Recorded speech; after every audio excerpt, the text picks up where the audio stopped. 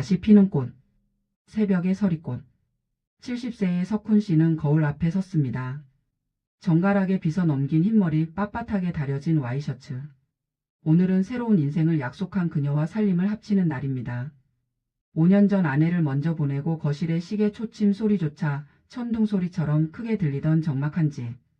그는 이제 그 고독의 방에서 탈출한다고 믿었습니다. 이제야 사람 사는 것처럼 살겠구나.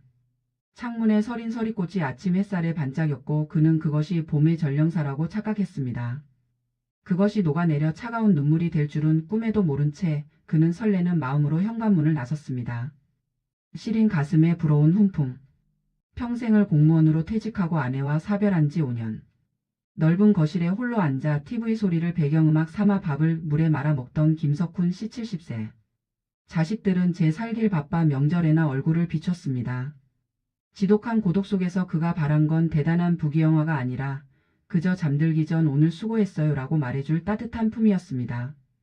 그때 동창회에서 만난 정희 씨는 부드러운 미소로 그의 얼어붙은 마음을 녹였습니다. 황혼의 도화지 장밋빛 꿈. 우리 남은 인생 서로의 지팡이가 되어주면 어떨까요? 정희 씨의 제안에 석훈 씨는 심장이 다시 뛰는 것을 느꼈습니다. 주변의 만류도 귀에 들어오지 않았습니다. 그는 자신의 아파트를 합치고 평생 모은 퇴직금 일부를 그녀의 빚을 갚아주는 데 썼습니다. 그것이 사랑이고 그것이 새로운 가정을 지키는 가장의 도리라 믿었습니다. 가면이 벗겨진 아침. 혼인신고를 마친 지 불과 석 달. 따뜻했던 정희 씨의 말투가 날카로워지기 시작했습니다. 아침상은 부실해졌고 그녀는 외출이 잦아졌습니다. 석훈 씨가 조심스레 이유를 묻자 그녀는 소리를 질렀습니다. 나도 내 인생이 있어요. 당신 수발 들려고 결혼한 줄 알아? 석훈 씨는 당혹감에 말을 잃었습니다. 침묵의 감옥. 집은 더 이상 안식처가 아니었습니다. 그녀는 석훈 씨의 과거를 비난하고 자식들과의 연락을 교묘히 차단했습니다. 경제권을 손에 쥔 그녀는 석훈 씨에게 용돈 몇 푼을 던져주며 눈치를 보게 만들었습니다. 품이 그리워 선택한 재혼이었으나 그는 이제 자기 집에서 유령처럼 떠돌게 되었습니다.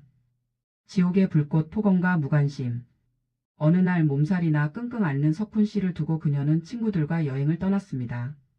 텅 빈 방 안에서 식어버린 죽 한 그릇을 마주하며 그는 깨달았습니다. 이것은 지옥이라는 것을요. 사람의 품이 그리워 사자굴에 들어왔구나. 자책과 후회가 파도처럼 밀려왔습니다. 벼랑 끝에서 만난 진실. 우연히 정희 씨의 통화 내용을 듣게 된 석훈 씨.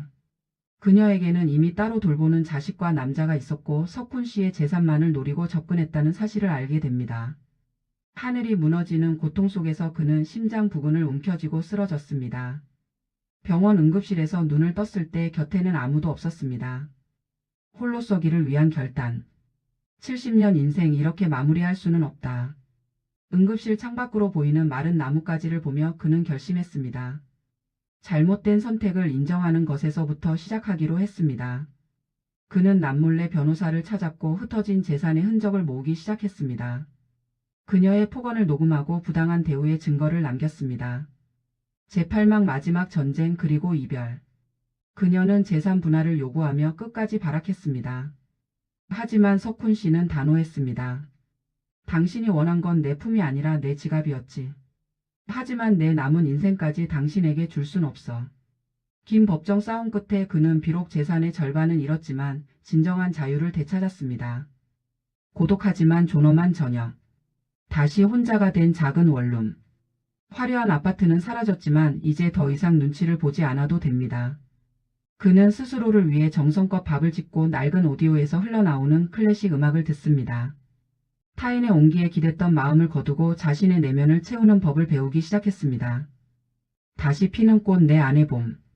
어느 봄날 석훈 씨는 복지관에서 글쓰기 수업을 듣습니다.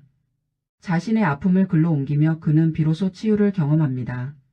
누군가의 품이 그리울 때가 가장 위험한 때였다. 이제 나는 내 스스로를 안아주기로 했다. 그의 얼굴에는 예전의 그늘 대신 담담하고 평온한 미소가 번집니다. 70세 인생은 끝난 것이 아니라 이제야 진정으로 나 자신과 재혼한 시간입니다. 선생님께 드리는 위로. 지금 겪고 계신 지옥은 결코 선생님의 잘못이 아닙니다. 그저 사람의 온기가 그리웠던 선한 마음이 잠시 길을 잃었을 뿐입니다. 지금이라도 늦지 않았습니다. 그 지옥에서 걸어 나올 용기를 내시길 응원합니다.